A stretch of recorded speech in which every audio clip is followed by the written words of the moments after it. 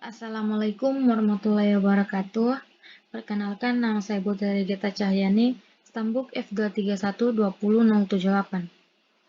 Pada kesempatan kali ini, saya akan mempresentasikan tentang perumahan, permukiman, dan pembangunan pedesaan. Perumahan pedesaan seperti apa yang diimpikan? Tentunya perumahan permukiman yang dibangun tanpa adanya kerusakan lingkungan atau merubah kawasan alami. Karena kebanyakan mata pencarian penduduk pedesaan itu adalah petani. Untuk pola permukiman pedesaan sendiri itu terbagi menjadi 4. Seperti pada gambar ini merupakan pola permukiman memusat. Ciri khas pola ini adalah pembangunan rumah penduduk yang berdekatan pada satu titik lokasi tertentu. Seperti pada gambar ini. Ini pembangunan permukiman masyarakat desa. Sedangkan pada gambar ini merupakan pola permukiman menyebar yang dimana umumnya berada pada dataran tinggi. Kawasan pedesaan adalah wilayah yang mempunyai kegiatan utama pertanian, termasuk pengolahan sumber daya alam dengan susunan fungsi kawasan sebagai tempat permukiman pedesaan, pelayanan jasa pemerintahan, pelayanan sosial, dan kegiatan ekonomi. Menurut Undang-Undang Nomor 26 Tahun 2007, penataan ruang kawasan pedesaan secara umum memiliki fungsi yaitu pemberdayaan masyarakat pedesaan, pertahanan kualitas lingkungan setempat dan wilayah yang didukungnya, konservasi sumber daya alam, pelestarian warisan budaya lokal, pertahanan kawasan lahan abadi pertanian pangan atau ketahanan pangan. Yang terakhir itu penjagaan keseimbangan pembangunan pedesaan perkotaan. Sedangkan pada pasal 1 Undang-Undang Nomor 6 Tahun 2014 itu, kawasan pedesaan menjelaskan bahwa kawasan pedesaan adalah kawasan yang mempunyai kegiatan utama pertanian, termasuk pengelolaan sumber daya alam dengan susunan fungsi kawasan sebagai tempat permukiman pedesaan, pelayanan jasa pemerintahan, pelayanan sosial, dan kegiatan ekonomi. Selanjutnya, kondisi dan permasalahan perumahan di pedesaan. Bisa kita lihat permasalahan perumahan di pedesaan seperti pembangunan yang tidak beraturan, yang dimana masyarakat membangun di atas tanah kepemilikan sendiri. Akibat dari pembangunan yang tidak beraturan ini akan menimbulkan permasalahan baru seperti timbulnya permukiman kumuh dan aksesibilitas yang terbatas. Selanjutnya, karakteristik lingkungan perumahan pedesaan. Karakteristik lingkungan perumahan pedesaan ini memiliki potensi sumber daya alam yang ada dan kepadatan penduduk yang rendah. Sedangkan permasalahan yang terjadi itu seperti belum terbangunnya infrastruktur yang memadai, pembangunan yang tidak beraturan, dan keterbatasan aksesibilitas.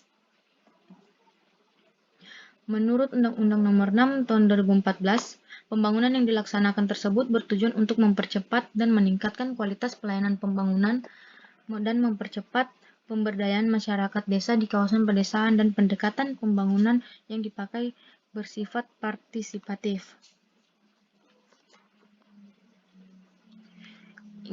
Selanjutnya ini adalah konsep kawasan pedesaan di Desa Ponjong Gunung Kidul.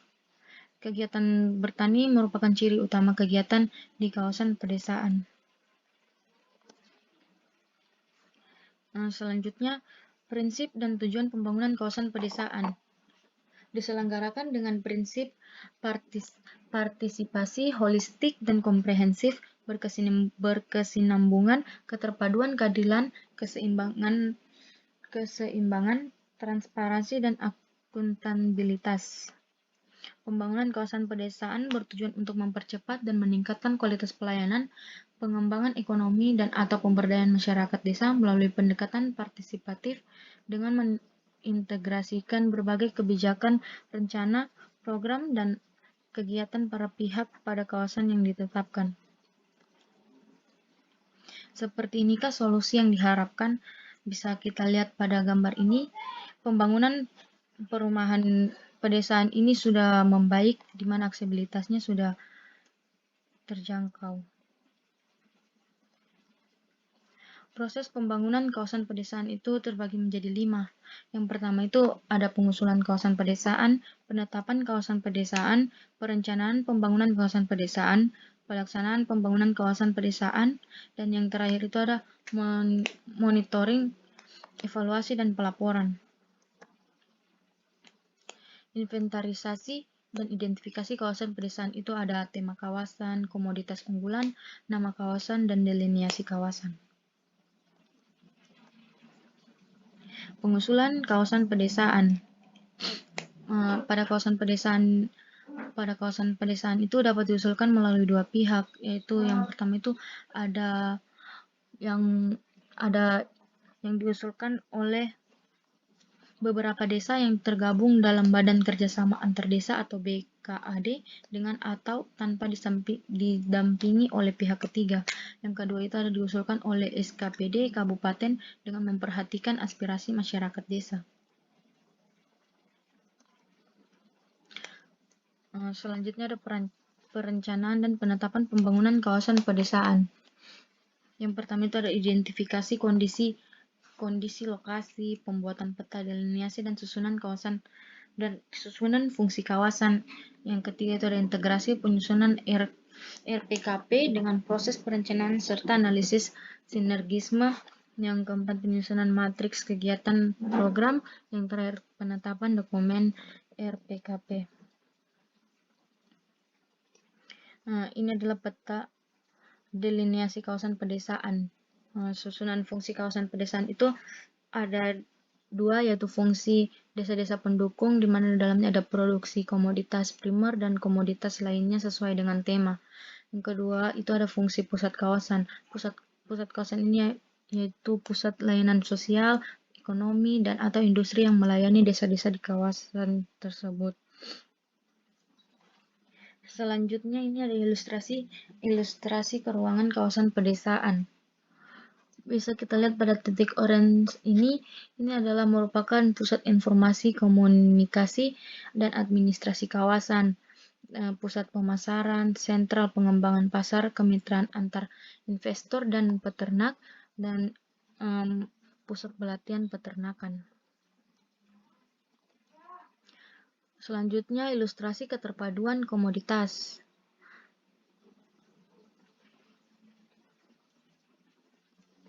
Skema penyusunan dokumen RPKP. Skema penyusunan ini ada perumusan rancangan RPKP, forum konsultasi rancangan RPKP, dan penetapan RPKP.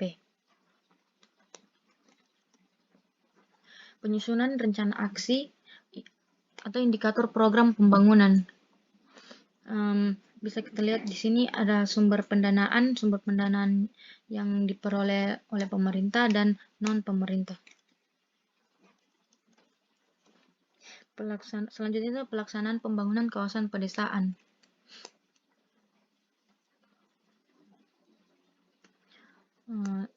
Selanjutnya ilustrasi pembangunan kawasan pedesaan. Kawasan pedesaan itu terdiri dari beberapa desa yang memiliki karakteristik potensi yang sama. Yang kedua itu pembangunan kawasan pedesaan mendorong keterkaitan antar desa dalam satu kawasan atau antar kawasan pedesaan dengan menyiapkan kelembagaan dan rencana pembangunan kawasan. Selanjutnya ilustrasi interaksi masyarakat dalam pembangunan kawasan pedesaan. Di sini itu ada kegiatan ekonomi, pelayanan sosial, permukiman, dan kawasan pedesaan-pedesaan lainnya. Ilustrasi pengembangan ekonomi kawasan pedesaan berbasis produk unggulan. Pembangunan kawasan pedesaan ini memfasilitasi pembangunan suatu produk yang menjadi unggulan pada kawasan. Bisa kita lihat ini kawasan-kawasan yang terpadu. Contoh pengembangan kawasan pedesaan secara terpadu sebagai kawasan agropolitan. Pada contoh ini terdapat pusat agropolitan, pusat sentral produksi, pusat pengumpul, pusat penghasil bahan baku. Ilustrasi atau contoh pembangunan kawasan pedesaan secara terpadu.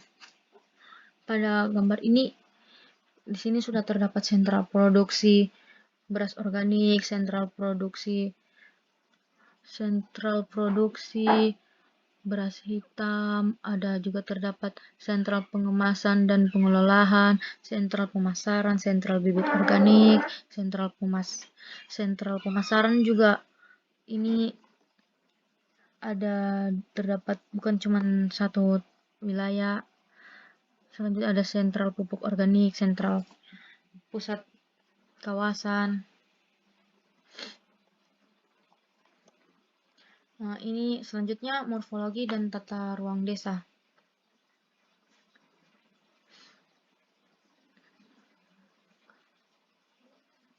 Ini contoh kasus pada morfologi dan tata ruang desa.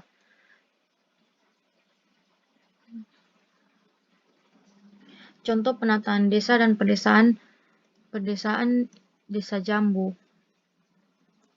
Selanjutnya peta potensi tata guna lahan Desa Jambu.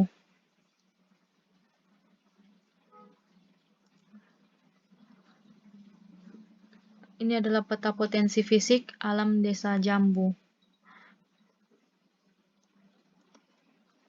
Contoh selanjutnya ini ada contoh penataan pedesaan Desa Jambu, yang dimana di sini terdapat area perdagangan kaki lima, area perikanan, kandang ternak terpadu, gedung pertemuan, tani, tempat pengelolaan pupuk, dan pemilahan sampah.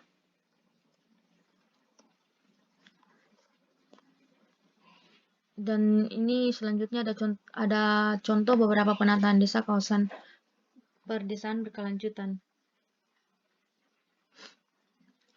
Ini terdapat beberapa contoh. Konsep triada sebagai asas pelaksanaan pembangunan perumahan dan permukiman, yaitu yang secara prinsip bertujuan memberdayakan komponen sosial masyarakat, usaha dan ekonomi, serta lingkungan yang tepat dapat ditumbuh kembangkan sebagai pendekatan pembangunan perumahan dan permukiman yang berkelanjutan di tingkat lokal. Ya, mungkin itu saja yang dapat saya sampaikan dari presentasi kali ini. Terima kasih. Assalamualaikum warahmatullahi wabarakatuh.